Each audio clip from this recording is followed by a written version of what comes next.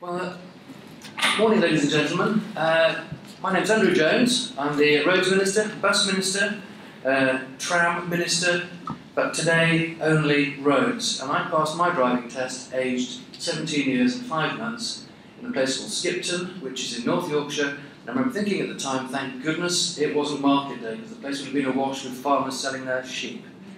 Now I'm just coming towards the end of my first year as a government minister, and that has actually prompted a little period of reflection. What has actually happened? What have we achieved during the course of this year? What actually is ministerial life like? Well, the first thing to say is it is just like Yes Minister, the comedy from many years ago. Some things have not changed.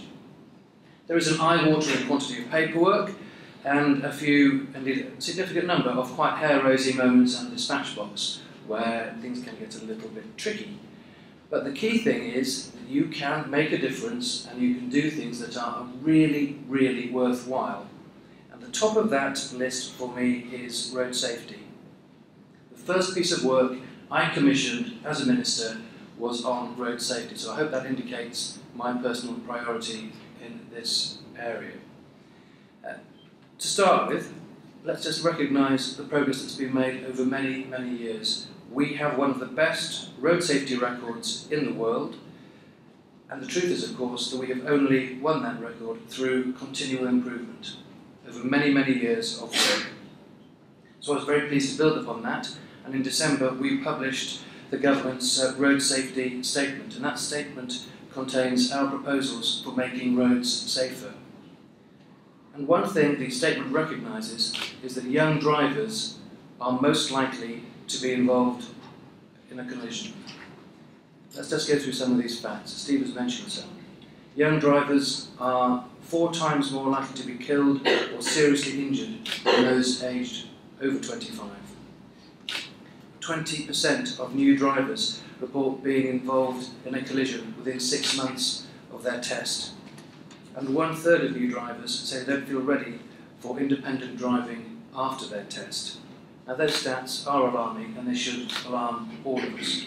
When I first read them, my first instinct was, surely we can do better than that. And I have to say, I think there is good news. We can do better than that. There is growing research, including from overseas, identifying the educational and the technological interventions that work best.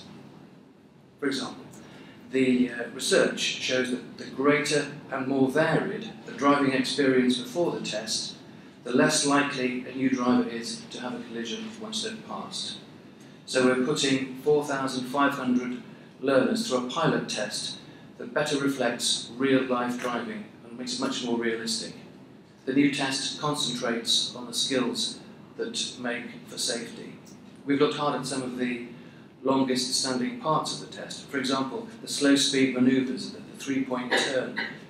Getting manoeuvres like these wrong might result in a red face, or potentially, at worst, a dent in a bumper, but they generally do not lead to serious traffic collisions. So we're trying alternative exercises, such as driving on higher speed and rural roads, which is of course where many of the collisions occur. And so far the evidence is that the new test is a better preparation for driving unsupervised than the current arrangements. And later this year we'll be launching a full consultation on the new test, and I hope everybody here will participate in that consultation and give us their views. Now beyond the test and the training, it's also important that we look at the trainers, our approved driving instructors. Good instructors are vital. We want people to have the information and the skills they need to choose an instructor suited to them, and to understand that naturally not every instructor may be of equal standard. Obviously they have all passed the qualification to become an approved driving instructor, but every career, every sector has some people who are better than others within it. One thing we're doing therefore is looking to encourage instructors to publish their grading and pass rates, and at the same time we want to ensure that instructors provide the best range of quality of service possible. So we're preparing to consult on allowing qualified instructors to offer lessons on the motorway. After all, motorway driving is a special skill. It's a very different skill to anything that you would have learned historically. I certainly learned nothing about motorway driving amongst the sheep of North Yorkshire, age 17. And I remember going onto the motorway for the first time, and it was quite a scary moment. We haven't driven anything like it 70 miles an hour. Yet at the moment, learners aren't allowed anywhere near a motorway, even when accompanied by an instructor. And if it makes sense to change that, we will do so. And of course, it also improvement comes from looking at what's worked in the past and using today's technology to make it even better. So since the hazard perception test was introduced in 2002, the research shows that it's reduced collision liability, but since the test was first put together, things have moved on. Filming has moved on. We are now in a digital world. We can look at introducing computer-generated clips that make or that look like real driving, but which present scenarios that would be almost impossible or too dangerous to film in real life.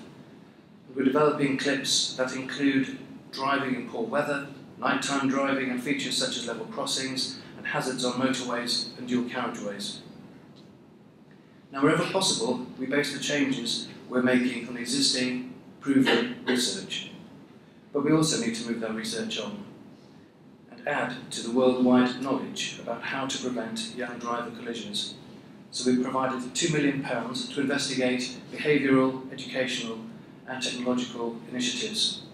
And before we spend the money, we've commissioned the Transport Research Laboratory to undertake evidence review so we can see where that money will be best targeted. And I'm very pleased that Dr. Sean Hellman, who's speaking here later today, is leading this work and will be able to say a bit more about it. And finally, I'd like to touch on one really important element of our work on road safety, and that is our long-standing safety campaign. That's the THINK campaign. It's one of the most powerful tools we have in road safety. 82% of motorists recognise the THINK logo. 79% of motorists say that when I see something with the THINK logo on, I take notice. Well, I've come into Parliament quite late from a consumer marketing background as a marketing director for a number of quite big brands, and that kind of recognition and brand attribution is phenomenal. It is a part of the consistency with which the message has been delivered over the years. And it's appropriate, I think, as we refine our communication to think about different messages for different groups. That's clearly one of the points from those different messages coming across in Steve's presentation from either America or from Australia. Targeted messages to tackle a particular problem. I thought actually it was maybe a bit of a lesson for us, use a bit of humour, engage people. We've started to do this. We've had a rural road campaign, and that's most important to tackle rural roads. They account for 60% of our overall casualty figures, but 83% of young driver fatalities. Basically, we need to prevent younger drivers, or rural drivers in general, taking bends too fast. So last year we ran a campaign with the slogan, "Brake before the bend, not on it." We've also developed a new drink drive campaign targeting young men who might have a couple of drinks before driving, yet don't consider themselves a problem. They don't consider that to be true drink driving.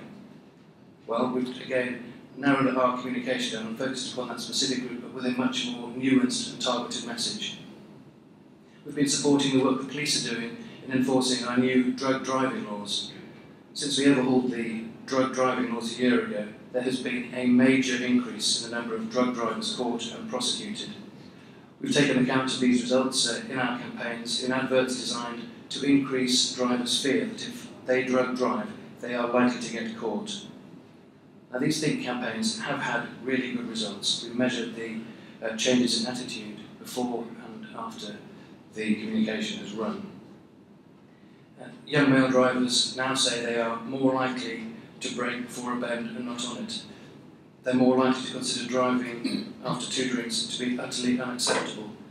We're still waiting for the official results from the drug driving campaign, but we have seen lots of engagement on social media, including people sharing the adverts with their friends. Now, that may or may not be because they're concerned that their friends are drug driving, but the point is we're getting out there, we're using different means of communication, different messages, different tone in what we're doing, and I think collectively it's been very helpful. Either way, whatever is going on here, it is all useful information, and we are going to go through all of that in meticulous detail to refine our communication plans for the future. Let me finish by basically saying one key point here. I would like to pay tribute to the thing that makes the biggest long-term difference to road safety, and we've hinted at that actually in the Road Safety Statement's title, Working Together to Build a Safer Road System. The government will not have all the ideas. The government cannot make roads safer alone. The road safety sector, which includes many of you in this room today, is what makes Britain's roads some of the safest in the world. We want to work with you to make road safety in this country the very best it can be, and the very best means we get road deaths and injuries falling. The key word here is together. We've done really well over decades. I'm conscious that I'm standing on the shoulders of predecessors who have done great work, and I think that I'm obliged as the current incumbent to build upon that work, and it's a very motivating and exciting agenda. So thank you for all that you've done on this subject and for inviting me to come and share some of our thoughts today, and obviously be very happy to answer any of your questions.